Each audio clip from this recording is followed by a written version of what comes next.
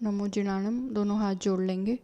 नमो रिहंताणम, नमो सिद्धाणम, नमो आयर्याणम, नमो वज्रायाणम, नमो लोये सवसाहुणम। गैंद्य चकाये जोए वे कषायणाणेय संजम दंसण लेसा भव्य सम्मत सन्याहारे।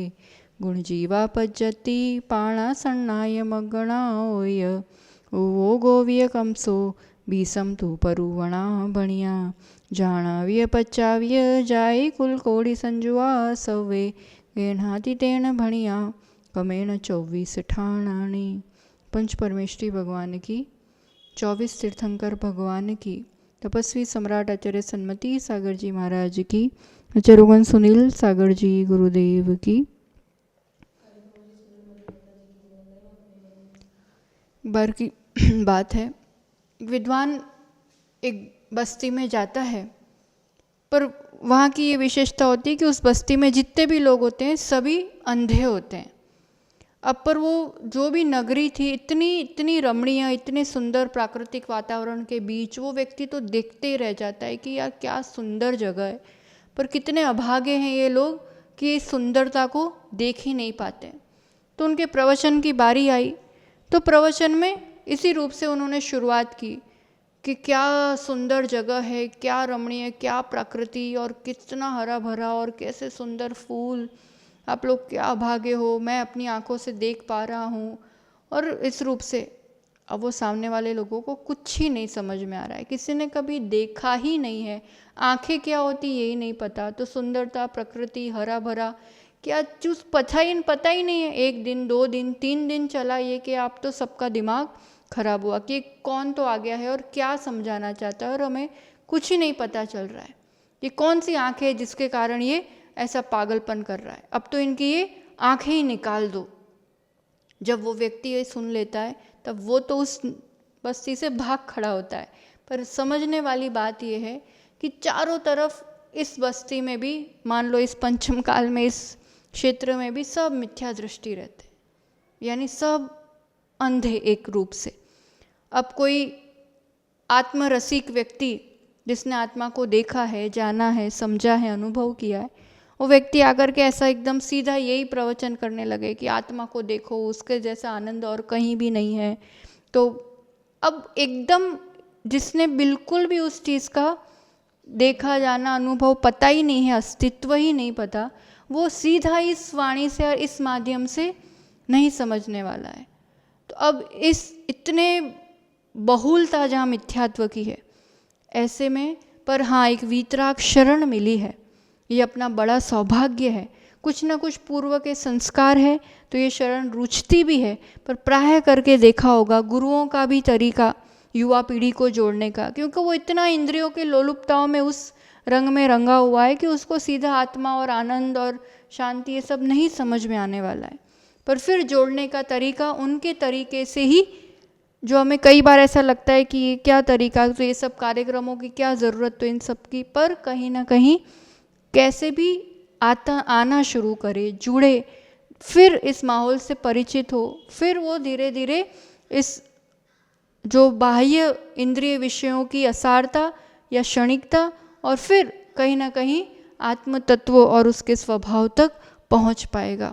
तो इस कली काल में भी ये जिनवाणी सुनने मिल रही है, वीतराग गुरुओं की शरण, वीतराग जिनेंद्र भगवान के दर्शन, ये वास्तव में हमारे लिए बहुत बड़ा सौभाग्य है।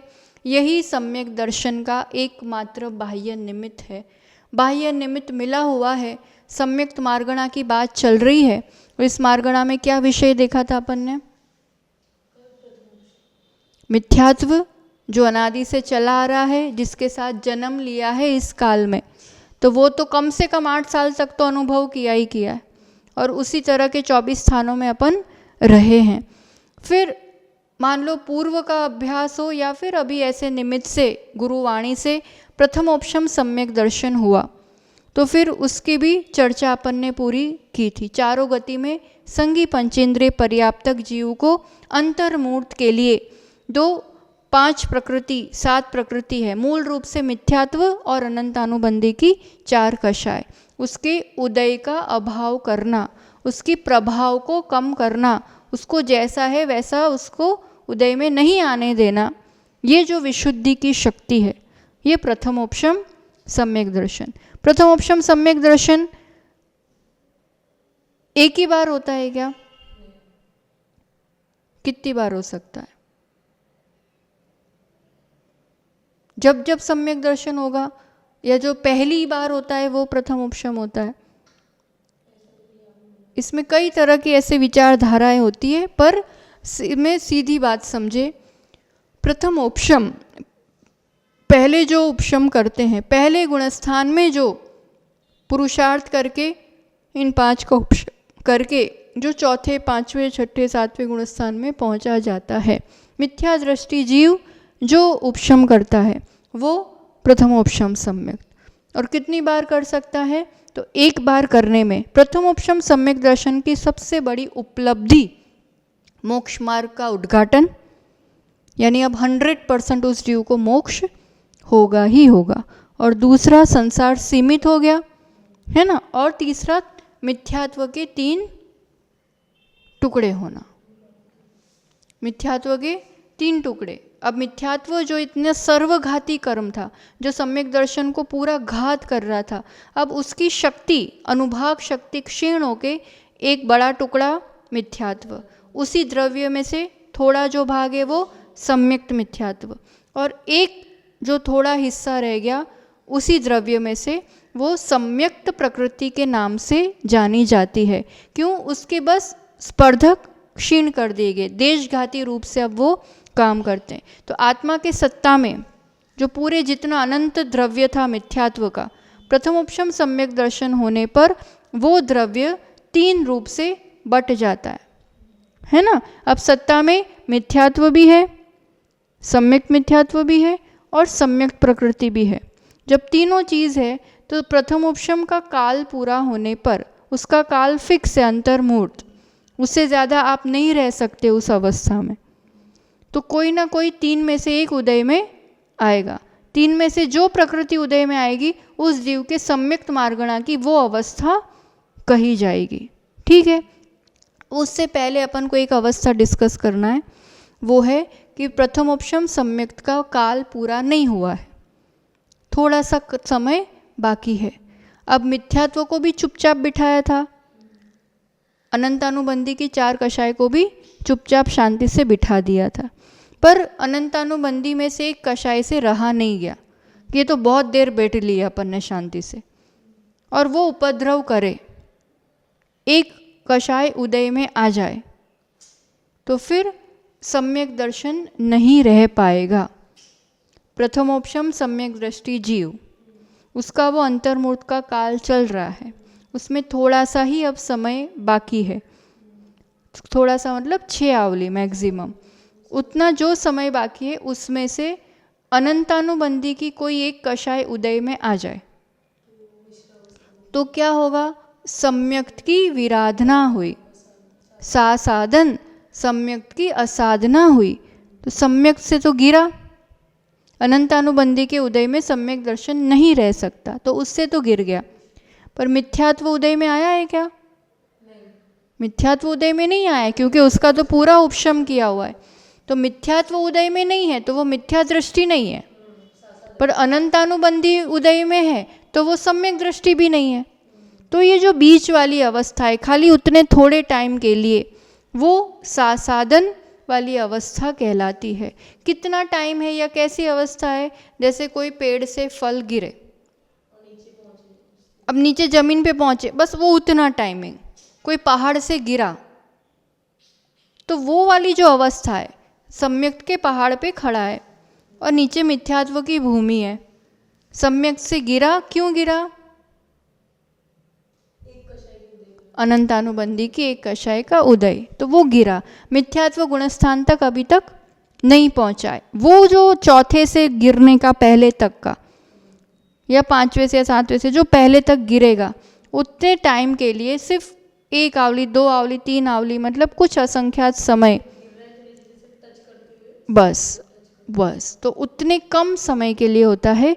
पर क्योंकि गुणस्थान मोहनीय कर्म की अपेक्षा से बनते हैं, तो ये मोहनीय कर्म की एक विशेष अवस्था है, जहाँ ना मिथ्यात्व उदय में है, ना सम्यक दृष्टि है, पर अनंतानुबंधी का उदय है। तो ऐसी अवस्था में ये सासादन गुणस्थान दूसरा गुणस्थान बनता है। सम्यक मार्गणा का ये भी एक भेद है। तो उसके भी 24 स्थान अपन को घटित करना रहेंगे। तो अपन करते हैं अभी सासादन। पहला स्थान गति मार्गणा, गति टोटल 4, इसमें से इसमें कितनी हो सकती है? चारों। स्वामी समझ लो, जिस जीव को प्रथमोपशम होता है, प्रथमोपशम सम्यक दृष्टि ही गिर के सासादन में जाएगा। प्रथमोपशम कहाँ कहाँ हो सकता है? चारों गति में, सैनी पंचेंद्रिय को। ठीक है, तो चारों गति तो आ ही गई। ठीक, अब इंद्रियां पर्याप्तक जीव की अपेक्षा, है ना, एक सामान्य विवक्षा से कोई सैनी पंचेंद्रिय जीव जो प्रथमोपशम से गिरा उतनी देर के लिए, तो पंचेंद्रिय जीव ही आएगा। पर एक इसमें विशेष अवस्था है, क्योंकि सासादन गुणस्थान में मरण हो सकता है। वो गिर रहा है ना, परिणाम गिरे, पर उसी समय आयु क्षीण हुई और वो मर गया। मर के तो दूसरी गति में जाएगा, है ना। तो दूसरी गति में यहाँ पर वो कहीं भी जा सकता है, क्योंकि वो सासादन वाला नियम से मिथ्यात्व में जाता है। नियम से वो गिरने ही वाला है, वो कभी सीधा ऊपर नहीं चढ़ने वाला है। तो लगभग समझ लो वो मिथ्या दृष्टि जीव के समान है। तो मिथ्या दृष्टि जीव कौन सी इंद्रिय, कितनी इंद्रियों में पाए जाते हैं? सब में, 1 इंद्रिय से 5 इंद्रिय तक। इसलिए सासादन गुणस्थान में 1 से 5 इंद्रिय सभी होती है। पर समझना कैसे? 1 इंद्रिय से असैनी पंचेंद्रिय तक, मतलब 1 इंद्रिय, 2 इंद्रिय, 3 इंद्रिय, 4 इंद्रिय, असैनी पंचेंद्रिय, ये सारी अवस्था सिर्फ और सिर्फ निवृत्त पर्याप्तक अवस्था की अपेक्षा, मरण और जन्म की अपेक्षा, बस। क्योंकि वो जन्म लेगा ना, समझो, जन्म लेगा, पर्याप्तिक होगा, तब तक तो सासादन गुणस्थान फिनिश हो जाएगा, वो मिथ्यात्व में पहुंच जाएगा। सासादन का टाइमिंग कितना है? कहाँ छूटा? सासादन में ही मरा, मर गया 3 समय विग्रह गति के, फिर जन्म लिया, अंतर्मूर्त में पर्याप्त हुआ, तो उतनी देर में तो वो मिथ्यात्व गुणस्थान में चला गया ना, अंतर्मूर्त के अंदर अंदर। तो उतने टाइम के लिए जब वो निवृत्त पर्याप्तक है, समझ में आया, तब वो कदाचित उदय के वो मर के सीधा गया 1 इंद्रियों में, मर के सीधा गया 4 इंद्रियों में, तो इंद्रिय का उदय कौन सा कहलाएगा? थोड़ू घर की बहस।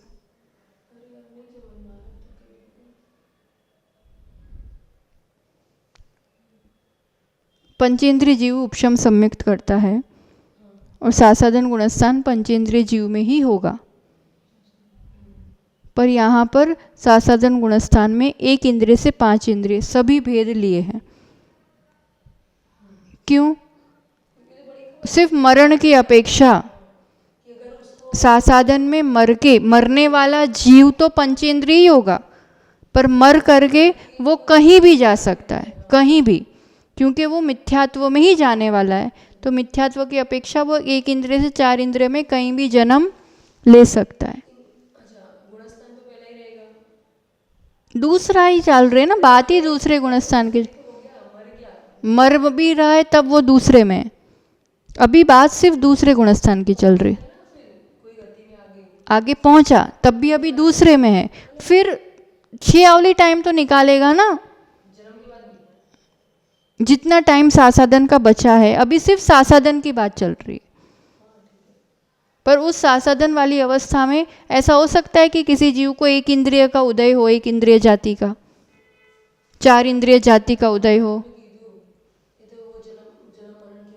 हाँ, तो यहाँ आयु पूरी हुई, ओके, 1 इंद्रिय जाति का उदय प्रारंभ हो गया, वहाँ जाके जन्म लिया, उतनी देर तो वो 1 इंद्रिय जाति है, गुणस्थान सासादन है, और उदय 1 इंद्रिय जाति का है, उतनी देर के लिए। फिर क्या हो जाएगा? जाति तो 1 इंद्रिय रहेगी, गुणस्थान मिथ्यात्व हो जाएगा। हाँ, जो उसका टाइमिंग है उतना टाइमिंग पूरा होके 1 आवली, 2 आवली, 4 आवली, जो भी सासादन गुणस्थान का। हाँ,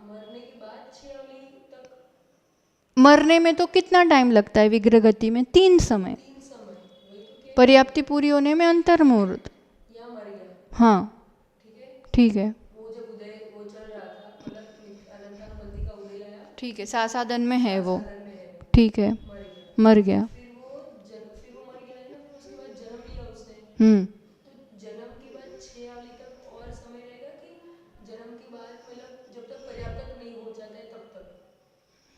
जन्म के बाद जितना समय सासादन का बाकी होगा उतना टाइम सासादन रहेगा।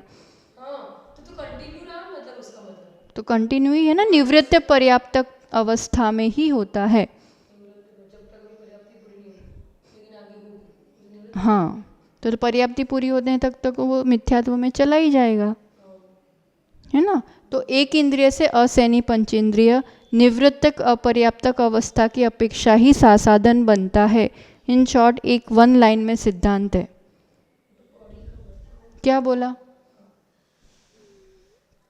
एक इंद्रिय से असैनी पंचेंद्रिय वाला स्थान सासादन में निवृत्तक पर्याप्तक की अपेक्षा ही बनेगा। जन्म ले वहाँ पे मर करके तो ही बनेगा। बाकी सैनी पंचेंद्रिय प्रथमोपशम करते हैं और वही गिर के फिर सामान्य रूप से सासादन में हो रहते हैं। सासादन सबको हो ही ये बिल्कुल ज़रूरी नहीं है, कदाचित किसी को होगा तो ये अवस्थाएं बन सकती हैं। समझा देंगे। चित्त राखવું પડે એના માટે અહીંયા।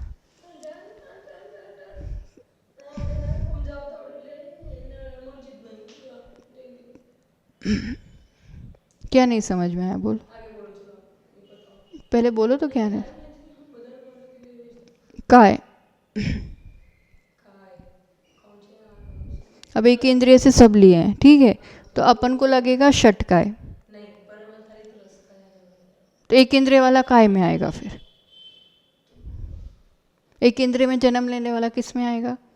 स्थावर काय तो है ही, पर स्थावर में 6 काय 5 काय नहीं आते। स्थावर में मन होता है, इसलिए कह रहे चित्त नहीं है यहाँ पे। स्थावर के 5 होते हैं, उसमें से सासादन वाला जो जीव है अगर मर के एक इंद्रिय में जाएगा तो अग्निकायिक वायुकायिक में नहीं जाएगा। अग्निकायिक वायुकायिक अति निकृष्ट पर्याय है एक इंद्रिय में।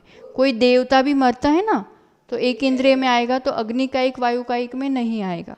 अग्निकायिक वायुकायिक वाले जीव मर कर के भी सीधे मनुष्य बने ऐसा नहीं होता है, ये सबसे निम्न पर्याय है। एक इंद्रिय वाला बनेगा पर पृथ्वी कायिक बनेगा या वनस्पति कायिक बनेगा, जल कायिक बनेगा।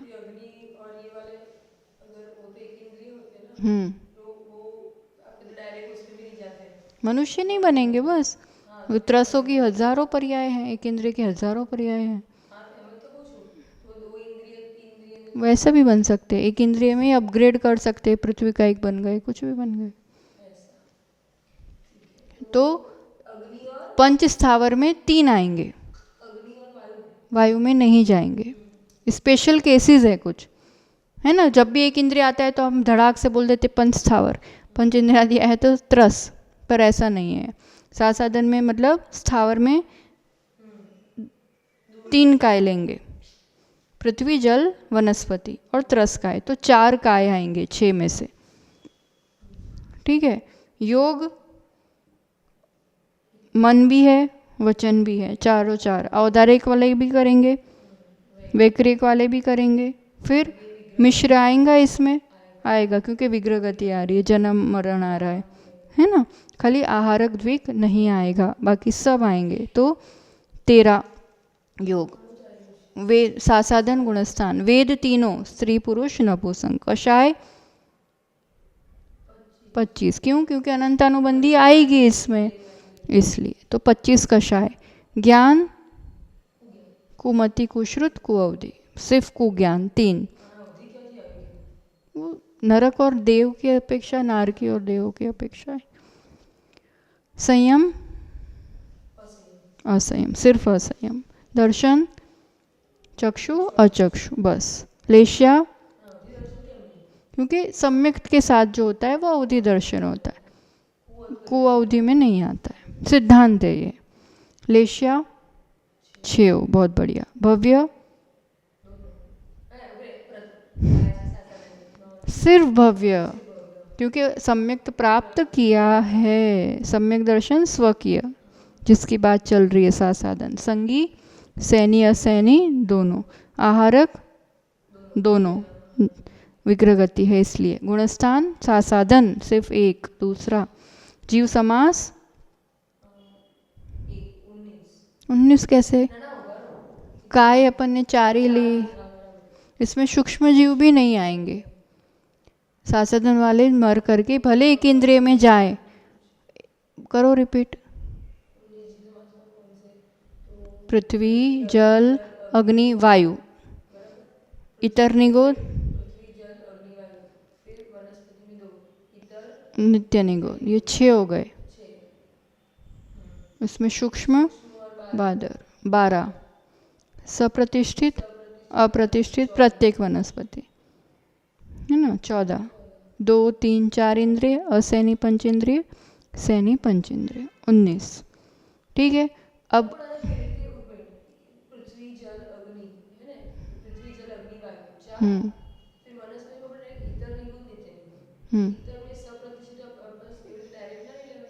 निगोद साधारण जीव है, सप्रतिष्ठित अप्रतिष्ठित प्रत्येक वनस्पति है, दोनों चीज ही अलग।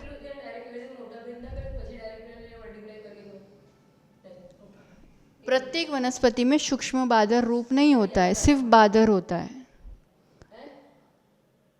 प्रत्येक वनस्पति में बादर ही होता है, सूक्ष्म नहीं होता है। और यहाँ 6 अलग क्यों किए? क्योंकि इनमें सूक्ष्म और बादर 2 है, तो 6 × 2 12 होंगे। हाँ, वो सिर्फ 2, प्रत्येक से लेके पंचेंद्रिय तक सब बादर है, उसमें सूक्ष्म भेद नहीं होता है। प्रतिष्ठित अप्रतिष्ठित, प्रतिष्ठित मतलब उस एक मालिक में दूसरे जीव आकर के रहते हैं। हाँ, जब तक परिपक्व नहीं होता है वो प्लांट। एक जीव का एक स्वामी प्रतिष्ठित में भी है, उसके आधार से रहते हैं, अप्रतिष्ठित में नहीं रहते हैं, परिपक्व हो गया है वो, है ना। तो 19 जीव समास है। अब यहाँ पे अग्नि और वायु नहीं लेंगे, बोलो जल्दी।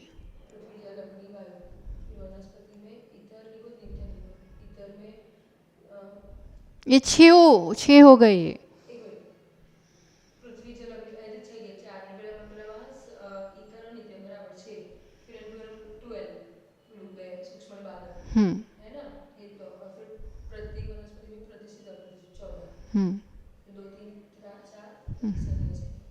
है ना। तो अब इसमें अग्नि और वायु नहीं लेना है, तो वो हट गए। सूक्ष्म भी कुछ नहीं लेना है, तो पृथ्वी जल और वनस्पति है।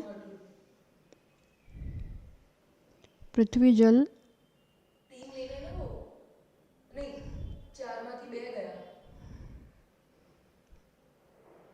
पृथ्वी जल और वनस्पति में साधारण और प्रत्येक। नहीं ऐसे नहीं, सुनो, अब पृथ्वी और जल आएगा, एक तो बादर ही आएगा, सूक्ष्म नहीं आएगा, तो 2 ही भेद, प्रतिष्ठित अप्रतिष्ठित प्रत्येक वनस्पति, 4 भेद है ना। क्योंकि सूक्ष्म कुछ नहीं लेना है, साधारण में भी नहीं जाता है कोई। साधारण एक तरफ तो प्रथमोपशम कर रहा है और एक तरफ सीधा निगोद में जाए, ऐसा कभी होता? एक सीधी लॉजिक वाली भी बात है ना। तो पृथ्वी का एक बादर, जल का एक बादर, प्रत्येक वनस्पति में प्रतिष्ठित अप्रतिष्ठित, 4 हो गए स्थावर वाले के, 4 स्थावर के भेद, ठीक है, 1 इंद्रिय वालों के। फिर 2 इंद्रिय, 3 इंद्रिय, 4 इंद्रिय, असैनी सैनी, कितने हो गए टोटल? 9। यहाँ भी 9 दिए, ठीक है। जीव समास के 9 भेद। ठीक है। पर्याप्ति 6, प्राण 10, संज्ञा 4, उपयोग 3 ज्ञान के, 2 दर्शन के, 5 ध्यान, आश्र रौद्र, सीधी बात है, धर्म ध्यान नहीं है। और आश्रव के 25 कषाय हैं, 12 विरति है, बस मिथ्यात्व के 5 नहीं है, और मिथ्यात्व का उदय ही नहीं है, और आहारक द्विक 2 नहीं है, तो 7 नहीं होंगे। तो 57 में से 7 नहीं होंगे तो 50, बहुत बढ़िया। जाति, अब ये सब जो जीव समास लिए ना, उस हिसाब से जातियाँ गिननी पड़ेंगी। नरक के 4 लाख, तिर्यंच के 34 लाख, मनुष्य के 14 लाख, देवों के 4 लाख। ये गिनोगे तो आ जाएंगे। इसमें अलग अलग व्यवस्थित गिनना पड़ेगा क्योंकि जीव समास इसमें थोड़ा अलग ढंग से है। तो 56 लाख हो रहा है जाति, और कुल कोटि 189.5 गिननी पड़ेगी। नरक के 25 लाख, मनुष्य के 14, देव के 26। ये तो ठीक है। जो फर्क आ रहा है वो तिर्यंच में आ रहा है। तो तिर्यंच में यहाँ तो नपचर थलचर वगैरह सब आएगा, तो उस हिसाब से पूरा गिनेंगे। तो एक बार गिन के लाना। 189.5 आ रहा है सासादन कुल कोटि। समय हो गया है।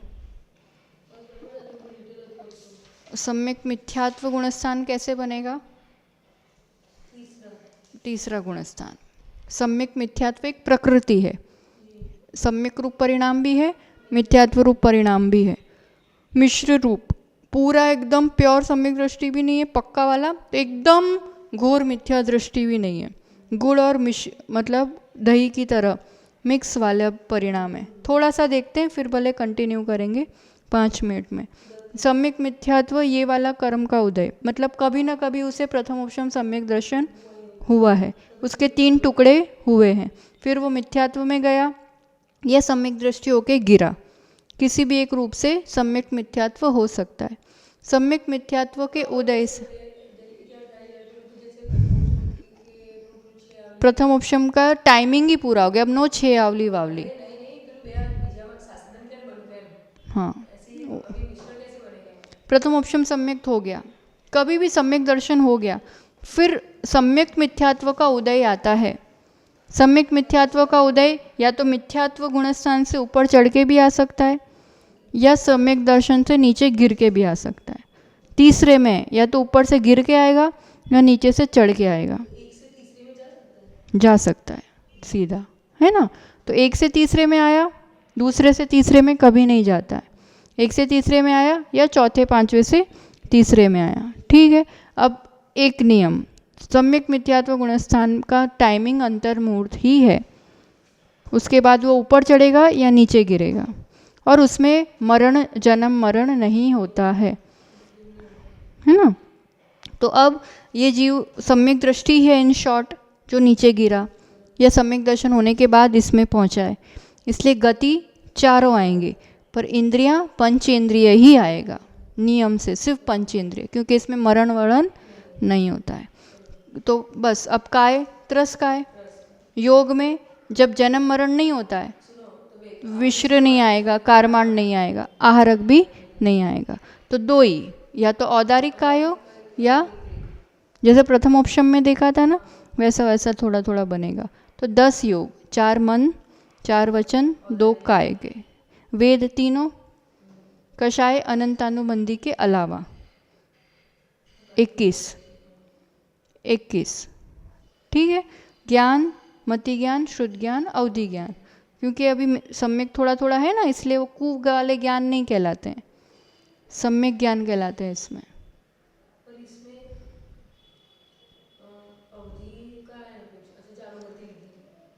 देखो हाँ, देव और नारकियों को जन्म से मरण तक अवधि ज्ञान होता ही है, इसलिए उनको हाँ लेना पड़ेगा। लेशाच्छेय भव्य जीव ही होगा, ये सम्यक स्वकीय सैनी जीव ही होगा, आहारक ही होगा, पक्की बात है ना। गुणस्थान 1 तीसरा, जीव समास 1 ही सैनी पंचेंद्रिय, सिर्फ सैनी पंचेंद्रिय होगा। पर्याप्ति 6, प्राण 10, संज्ञा 4, उपयोग 6, ध्यान 1 धर्म ध्यान जुड़ेगा, सिर्फ 1। आज्ञा थोड़ी थोड़ी मानता है वो सम्यक के हिसाब से, सिर्फ 1। हाँ, सम्यक थोड़ा है ना, इसलिए आश्रव के मिथ्यात्व नहीं आएगा। अविरति 21 कषाय, 10 योग, सही है ना। तो ये 43, जैसे अपने प्रथम ऑप्शन में देखा था से। जाति 26 लाख, पंचेंद्रिय की अपेक्षा कुल कोटि 108.5 लाख करोड़। तो ये सम्यक मिथ्यात्व का इस रूप से भेद बनेगा। आगे के अपन शोभशम आदि आगे देखेंगे, और चिंतन करना नहीं समझ में आए तो पूछ सकते हैं। ये सब थोड़े थोड़े काल के हैं, सम्यक मार्गणा के थोड़े समय रहने वाले, पर अवस्था बनती है, इसलिए इसका विवरण आचार्यों ने किया है जावाणी के ज्ञान से। सूजे लोकालोक सोवाणी मस्तक नमो। सदा देता हूँ दुख हे जिनवाणी भारती, तो हे जपो दिन रैन जो तेरी शरणा गए सो पावे सो। 9 बार नमो का।